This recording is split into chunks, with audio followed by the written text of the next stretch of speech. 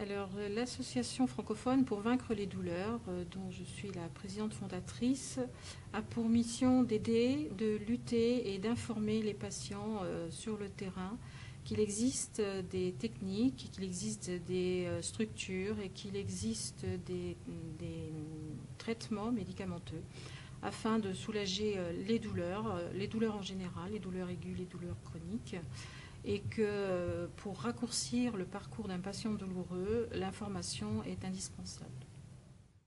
Pour que le patient puisse se prendre en charge à part entière dans son traitement, dans son éducation thérapeutique, avec l'aide du médecin, et il faut absolument qu'il y ait un échange de mots entre le patient et le médecin.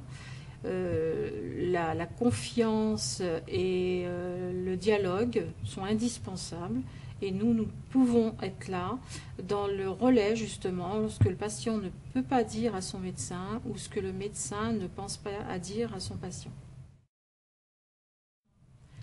Aujourd'hui, ce qui est bien, et c'est vrai que le patient, c'est indispensable aussi qu'il suive ça, c'est l'aide psychologique. Parce que l'aide psychologique, mine de rien, ça ne va pas guérir, ça ne va pas soulager la douleur, mais ça va aider à la comprendre, ça va aider à l'entourage aussi à comprendre ce qui se passe. Et nous, on n'a jamais eu ça, parce que moi, je n'ai pas connu les centres antidouleurs non plus. Il y en avait pourtant, mais je n'avais pas connaissance de centres antidouleurs. Et j'ai vraiment fait mon chemin tranquillement, hein, aussi. J'ai pas eu beaucoup d'errance, moi, hein, thérapeutique. Mais le centre antidouleur, j'avais aucune connaissance que ça existait. Et aujourd'hui, c'est pour ça que quand j'ai les patients au téléphone, je leur dis vraiment d'aller dans un centre antidouleur pluridisciplinaire, là où il y a vraiment tous les acteurs de santé, et puis tous les professionnels rhumato, neurochir et psy qui sont vraiment indispensables.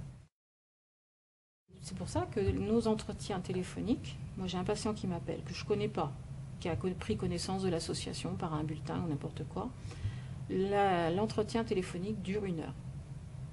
Alors souvent on me dit qu'il faut que je raccourcisse mais c'est pas possible. Dans la douleur on ne peut pas, parce qu'il faut absolument d'abord laisser parler le patient et après l'amener à prendre, pas lui imposer des décisions, mais lui apporter l'information que lui après sera à même de traiter, le faire vraiment avoir des objectifs, le faire prendre conscience que c'est lui qui est propriétaire de son corps et c'est lui qui va décider de ce qu'il va faire de son corps. Quand on fait les consultations pluridisciplinaires, moi au début, je trouvais ça bizarre, mais je suis avec le staff, je suis avec le neurochir, avec le psy, avec le kiné, avec l'algologue, et on est tous ensemble, et on parle au patient, on l'aide, et moi je lui apporte les exemples des autres patients pour l'aider à prendre des décisions. Mais c'est toujours lui qui prend des décisions.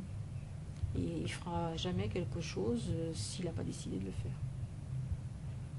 C'est ça les consultations pluridisciplinaires, et ça c'est génial. Il en faut dans toutes les villes.